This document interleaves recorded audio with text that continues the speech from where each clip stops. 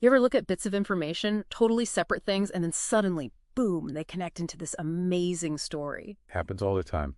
Well, today we're doing a deep dive into that feeling. We've got 8 biblical verses that honestly look pretty disconnected on the surface. Right.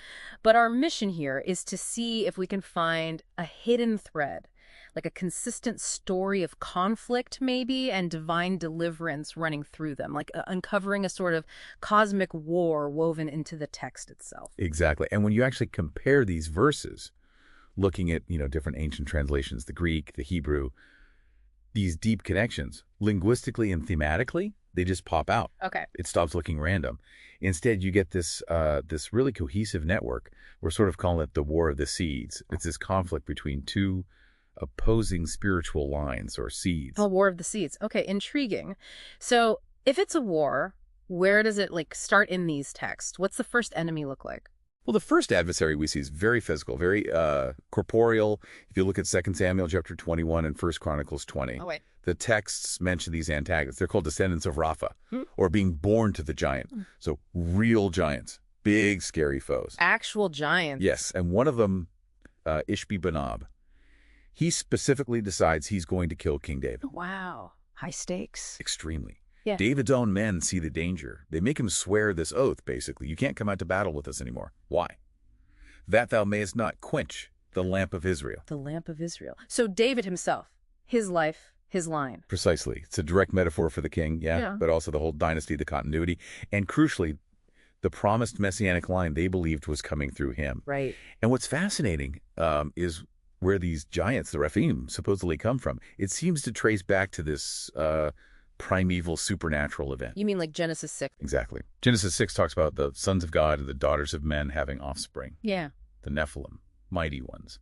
And other old texts like Enoch, they really elaborate on these watchers, fallen angels basically, and their giant offspring corrupting the earth. Okay, so there's this whole backstory suggesting maybe they weren't just big guys. Perhaps not. And interestingly, that word Rephoim, it also can mean shades or spirits of the dead in some contexts. It suggests maybe a deeper sort of otherworldly connection beyond just physical size, reinforces this idea of a cosmic war, not just human squabbles.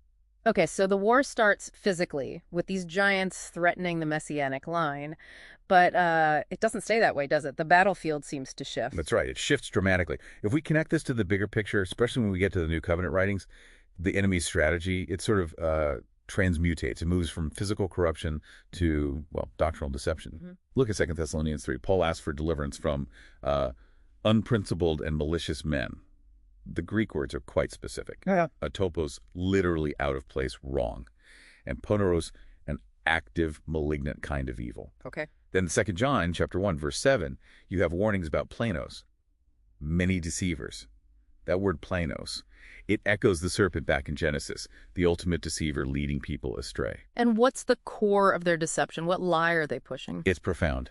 They deny that Jesus Christ has come in flesh. That's 2 John 1.7 again. This isn't some minor theological quibble. No, that sounds fundamental. It is. It's a direct attack on the fulfillment of Genesis 3.15, the promise that a human seed born of a woman would crush the serpent's head. Denying Jesus came in the flesh undermines that entire promise. Right, so from giants trying to kill the king to deceivers trying to kill the truth about the king, it's the same war, different weapons. Exactly. So faced with these shifting tactics, physical and doctrinal, what's God's strategy for victory, according to these texts? How does deliverance happen? Well, the absolute foundation is always God's sovereign power. Exodus 15.6 puts it powerfully.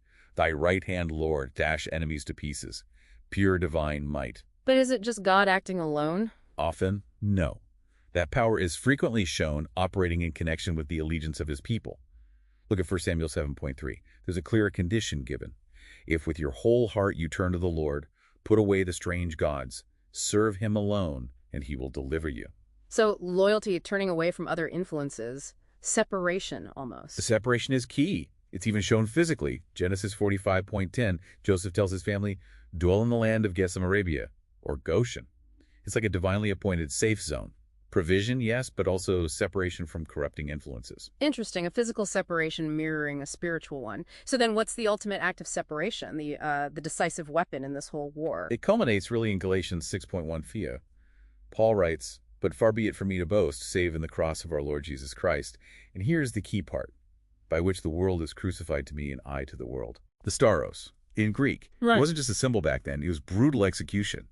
It created the most complete, final separation imaginable. The cross is presented as the place where the seed of the woman, Jesus, decisively crushed the serpent's head, fulfilling Genesis 3.15. And it's the very means by which you, the believer today, are separated from the enemy's whole system, the world. Oh. So, starting with those scattered verses, it really does weave together a story spanning millennia from physical giants attacking kings to spiritual lies attacking core truths. It really does. Yeah. A conflict moving from battlefields to, the realm of ideas and doctrines, but it finds its ultimate decisive answer at one point. The stauros, the cross of Christ. A complete narrative. And maybe something for you to think about is this.